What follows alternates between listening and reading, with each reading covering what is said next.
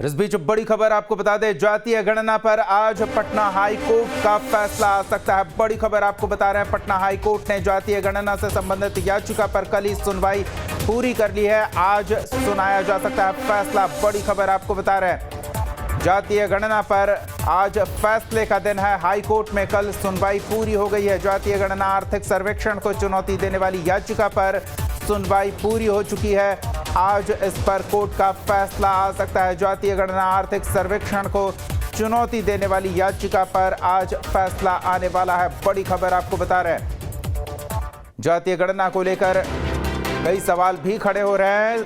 Court के फैसले के बाद इन सवालों का जवाब भी सामने आएगा। जातीय गणना और आर्थिक सर्वेक्षण करना क्या कानूनी बाध्यता है?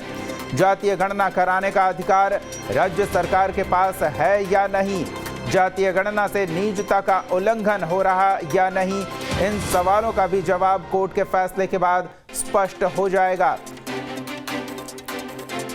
याचिकाकर्ता इस मुद्दे को लेकर सुप्रीम कोर्ट तक जा चुके हैं, लेकिन सुप्रीम कोर्ट से इस मामले को फिर से पटना हाई कोर्ट भेज दिया गया है। पटना हाई कोर्ट में इस मामले में सरकार और याचिकाकर्ता की ओर से पक्ष रखा गया है। आज इस मामले में फैसले का दिन है। कोर्ट इस मामले पर फैसला सुना सकती है। याचिका के माध्यम से गणना के कार्य पर रोक लगाने की मांग की गई है, लेकिन सरकार का पक्ष है, इससे राज्य को महत्वपूर्ण जानकारी मिलेगी कि इसके पास जमीन जायदाद में कितनी हिस्सेदारी है, सरकारी नौकरी, निजी व्यवसाय, रोजगार, किस तरह के आय के स्रोत हैं, इसकी जानकारी मिलेगी। किस वर्ग में, किस समूह में शिक्षा का क्या स्तर है, किस समूह में कितने लोग दूसरे राज्य या दूसरे देश में पलायन कर रहे हैं, कामकाज कर रहे हैं। जानकारी राज्य सरकार को बेहतर नीतिगत निर्णय लेने में मददगार साबित होगी। सहयोगी रितेश हमारे साथ जुड़े हुए हैं।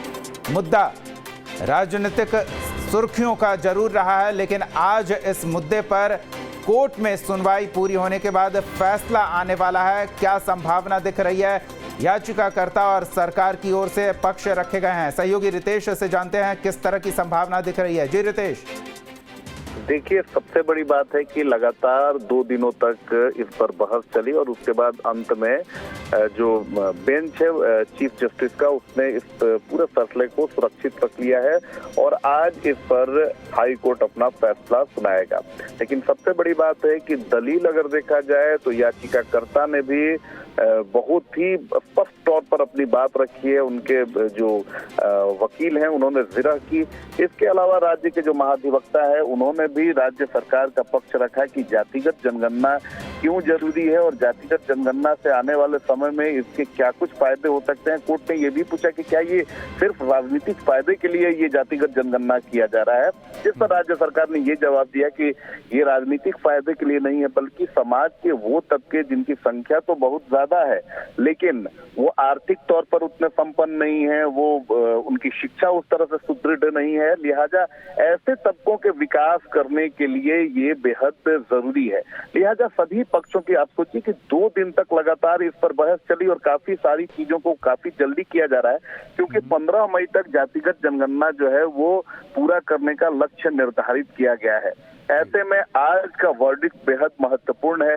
अगर कोर्ट याचिकाकर्ता के अगर देखें तो उसके पक्ष में कोई निर्णय सुनाता है तो जाहिर सी बात है कि राज्य सरकार के लिए एक धक्का होगा और हो ये सकता है, हमने लीगल एक्सपर्ट से भी बात की है कि अगर सरकार के खिलाफ इसमें फैसला आता है तो जातिगत जनगणना तो जारी रहेगी, 15 मई तक ये पूरा भी होगा, लेकिन जो सरकार की मंशा है कि सार्वजनिक की जाएगी रिपोर्ट की किस जाति का दबदबा बिहार में कितना है, कौन सी जाति की संख्या कितनी है, ये रिपोर्ट जो है वो कोर्ट के फैसले आने के बाद इस पर विराम लग जाएगा। इसे राज्य सरकार जल्दी प्रकाशित नहीं कर सकेगी। हालांकि कोर्ट ने दूसरे पक्ष की बात करी, याचिकाकर्ता की भी दलील सुनी और उन्होंने पूछा कि आखिर आपको जातिगत जनगणना से क्या आपत्ति है, जिस पर याचिकाकर्ता ने बताया कि इसको लेकर वो विरोध क्यों कर रहे हैं, क्यों इस पर सवाल उठा रहे हैं। तो तमाम बातों पर बहस करते हुए, जिरह करते हुए कोर्ट ने फैसला सुरक्षित रख लिया है। अब 10 बजे के बाद कोर्ट की जो प्रोसीडिंग होती है वो शुरू होगी और तकरीबन अगर देखें तो फर्स्ट हाफ में 1 या 2 बजे तक जो हमारे सोर्सेज हैं उनका कहना है कि इस पर पूरा फैसला सामने आ जाएगा। और अब देखने वाली बात होगी कि इसमें राज्य सरकार की जीत होती है या फिर याचिकाकर्ता ने जो भी दलीलें दी हैं वो भारी पड़ता है। बिल्कुल रितेश, दोनों पक्षों के पास ऊपरी अदालत में जाने का एक अवसर भी है, तो क्या संभावना बन रही है? अगर याचिकाकर्ता की बात करें तो वो पहले भी सुप्रीम कोर्ट का रुख कर चुके हैं। देखिए, ऊपरी अदालत से ही ये मामला निचली अदालत में यानी सुप्रीम कोर्ट में पहले ये मामला पहुंचा था। सुप्रीम कोर्ट के आदेश के बाद ही अब पटना हाई कोर्ट में सुनवाई हो रही है। लिहाजा अब एक चीज तो जान लीजिए दीपक कि जो भी कोर्ट का फैसला आएगा, जो भी वर्डिक्ट आएगा, अब वो ऊपरी अदालत में नहीं जाने वाला है, बल्कि सारी चीजें जो हैं आज के ही फैसले के बाद ये स्थिति स्पष्ट हो जाएगी कि जातीय जनगणना जो है वो आगे जारी रहता है या फिर इस पर अंकुश लगता है। बिल्कुल रितेश, क्या लगता है एक बार फिर इसको लेकर सियासी गलियारे में भी चर्चा का बाजार गर्म होगा? क्योंकि कोई या फिर सीधे कह लें कि अभी जो सत्ताधारी दल हैं वो इसका खुलकर समर्थन कर रहे हैं, लेकिन जो विरोधी खेमा है उनसे न समर्थन करते बन रहा है न विरोध करते बन रहा है, तो इसको लेकर अब फिर सियासी गर्माहट देखने को मिलेगी। देखिए, सबसे बड़ी बात है कि कोर्ट का फैसला होता है और कोर्ट पर के फैसले पर सियासत भी बड़ी नपीतुली की जाती है, क्योंकि माननीय न्यायालय के सम्मान की बात होती है और उसके किसी फैसले पर किसी भी राजनीतिक दल में इतनी हिम्मत और इतनी हिमाकत नहीं है कि वो सवाल उठा सकता है, भले ही वो अपनी आपत्ति दर्ज कराएगा। का मामला, दूसरा एक ऐसे समूह से जुड़ा मामला जो सियासतदानों के लिए वोट बैंक कहा जाता है, तो इसमें संभल कर ही प्रतिक्रियाएं आएंगी, लेकिन हमारी नजर बनी रहेगी कि कोर्ट का क्या निर्णय आता है।